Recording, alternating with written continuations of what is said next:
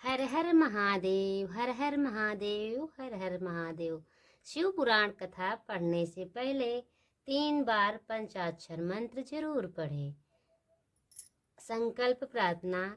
हे महादेव, मैं आपकी इस शिव पुराण महापुराण कथा का पाठ श्रवण करने जा रही हूँ।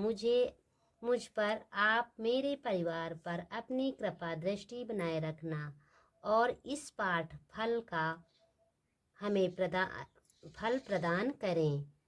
अध्याय नंबर 11। आप इस शिव पुराण का फल हमें अवश्य प्रदान करें। मेरे YouTube चैनल जो मेरा वीडियो देखे उन सभी को शिव पुराण की तरफ से हर हर महादेव। अगर वीडियो पसंद आए तो लाइक और सब्सक्राइब करें। मोक्षदायक पुण्य क्षेत्रों का वर्णन। काल विशेष में विभिन्न नदियों के जल में स्नान के उत्तम फल का निर्देश तथा तीर्थों में पाप से बचे रहने की चेतावनी। अध्याय नंबर 11। आज मैं गंगा स्नान जल के नदियों के बारे में आपको बताऊंगी। आप ध्यान से शिव पुराण का आनंद लीजिएगा। हर हर महादेव। श्री शिवाय नमस्तुभ्यम। हर हर महादेव। सूत जी बोले, विद्वान एवं बुद्धिमान महर्षियों, मोक्षदायक शिव क्षेत्रों का वर्णन सुने। तत्पश्चात मैं लोक रक्षक के लिए शिव संबंधी आगमों का वर्णन करूंगा। पर्वत वन और काननों सहित इस पृथ्वी का विस्तार 50 करोड़ योजन है। भगवान शिव की आज्ञा से पृथ्वी संपूर्ण जगत को धारण करके स्थित है। भगवान शिव ने भूतल पर विभिन्न स्थानों में वहाँ के निवासियों का कृपा पूर्वक मोक्ष देने के लिए शिव क्षेत्र का निर्माण किया। कुछ क्षेत्र ऐसे हैं जिन्हें देवताओं तथा ऋषियों अपना वास स्थान बना रखा अनुग्रहित किया है, इसलिए उनमें तीर्थ प्रकट हो गया है। तथा अन्य बहुत से तीर्थ क्षेत्र ऐसे हैं जो लोक की रक्षा के लिए स्वयं प्रादुर्भूत हुए हैं। तीर्थ और क्षेत्र में जाने पर मनुष्यों को सदा दान और जप आदि करना चाहिए, अन्यथा वह रोग, दरिद्रता और मुक्ता आदि दोषों का भागी होता है। जो मनुष्य इस भारतवर्ष में के भीतर मृत्यु को प्राप्त होता है, वह अपने पुण्य के फल से ब्रह्मलोक में वास करके पुण्य क्षय के पश्चात पुनः मनुष्य योनि में ही जन्म लेता है। पापी मनुष्य पाप करके दुर्गति में ही पड़ता है। ब्राह्मणों पुण्य क्षेत्र में पाप कर्म किया जाए तो वह और भी दृढ़ हो जाता है। अतः पुण्य क्षेत्र में निवास करते समय सूक्ष्म से सूक्ष्म अथवा थोड़ा सा पाप भी न करें। सिंधु और सतलज नदी के तट पर बहुत ही पुण्य क्षेत्र है। सरस्वती नदी परम पवित्र और पाठ मुख वाली कही गई हैं, अर्थात उसकी पाठ धाराएं विद्वान पुरुष सरस्वती उन धाराओं के तट पर निवास करें तो वह क्रमशः ब्रह्म पदों को पा लेता है। हिमालय पर्वत से निकली हुई पुण्य सलित गंगा 100 मुख वाली नदी हैं। उनके तट पर काशी प्रयाग आदि अनेक पुण्य क्षेत्र हैं। वहाँ मकर राशि के सूर्य होने पर गंगा की तटभूमि पहले से भी अधिक प्रशस्त एवं पुण्यदायक हो जाता है। सोनभद्र नद की 10 धाराएं हैं। वह बृहस्पति के मकर राशि में आने पर अत्यंत पवित्र तथा अभिष्ट फल देने वाला हो जाता है। उस समय वहाँ स्नान और उपवास करने से विनायक पद की प्राप्ति होती है। पुण्य सलिला महानदी नर्मदा के 24 मुख स्रोत हैं। उसमें स्नान तथा उसके तट पर निवास करने से मनुष्य को वैष्णव पद की प्राप्ति होती है। तमाशा के 12 तथा रेवा के 10 मुख हैं।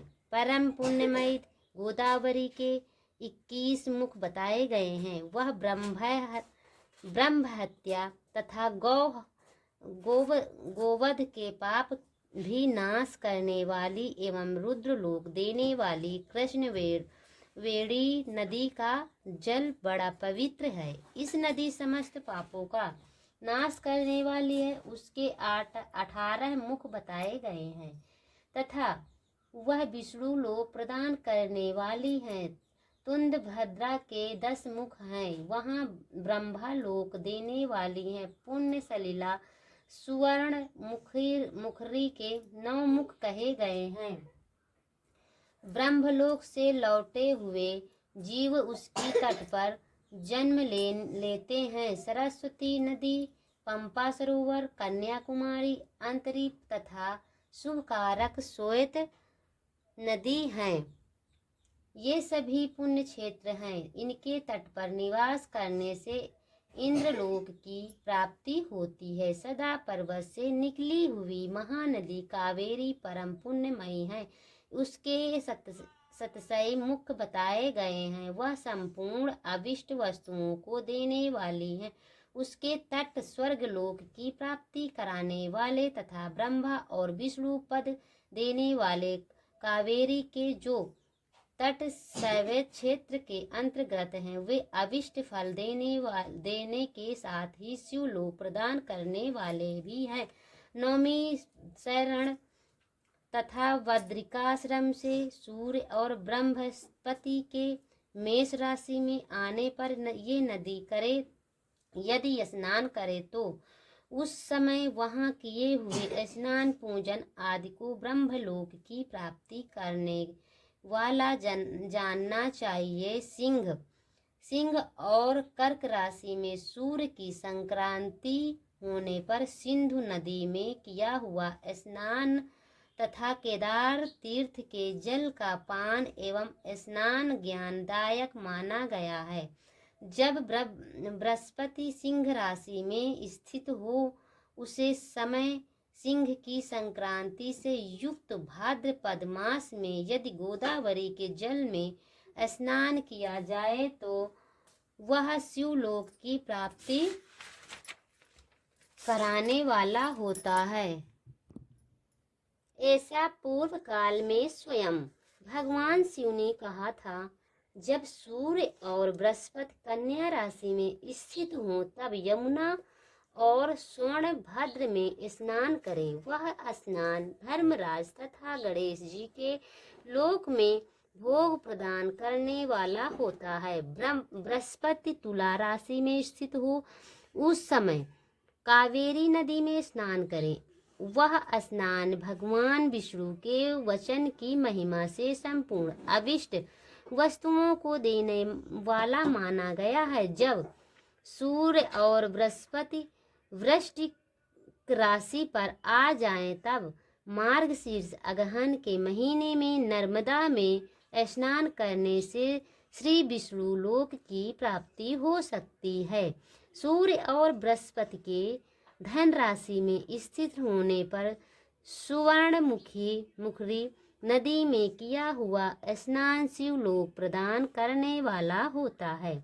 जैसा कि ब्रह्मा जी का वचन है, जब सूर्य और बृहस्पति मकर राशि में स्थित हों उस समय माघ मास में गंगा जी के जल में स्नान करना चाहिए। ब्रह्मा जी कथन है कि वह स्नान शिवलोक की प्राप्ति कराने वाला होता है। शिवलोक के पश्चात ब्रह्मा और विष्णु स्थान में सुख भोगने पर अंत में मनुष्य को ज्ञान प्राप्त हो जाती है।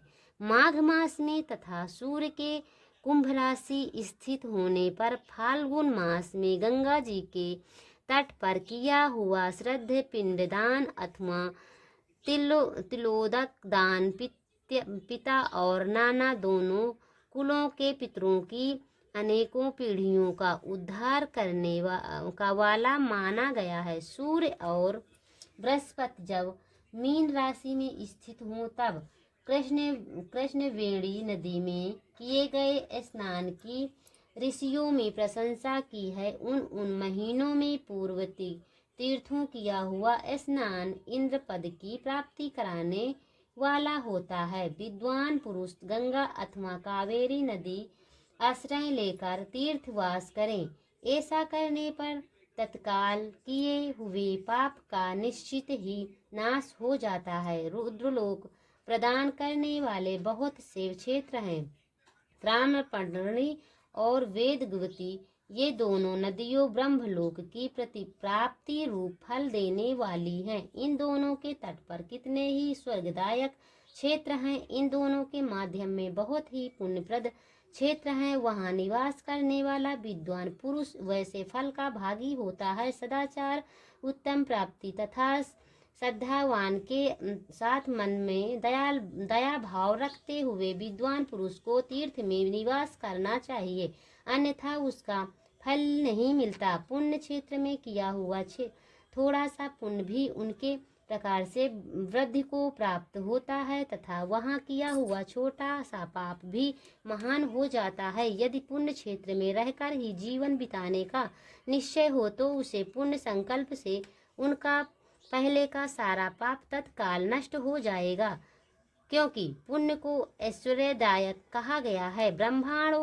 ब्रह्मांडो तीर्थवास जनिक पुण्य कायिक वाचिक और मानसिक सारे पापों का नाश कर देता है। तीर्थ में किया हुआ मानसिक पाप व्रजलेप हो जाता है, वह कई कल्पों तक पीछा नहीं छोड़ता है। वैसा पाप केवल ध्यान से ही नष्ट हो जाता है, अन्यथा नहीं।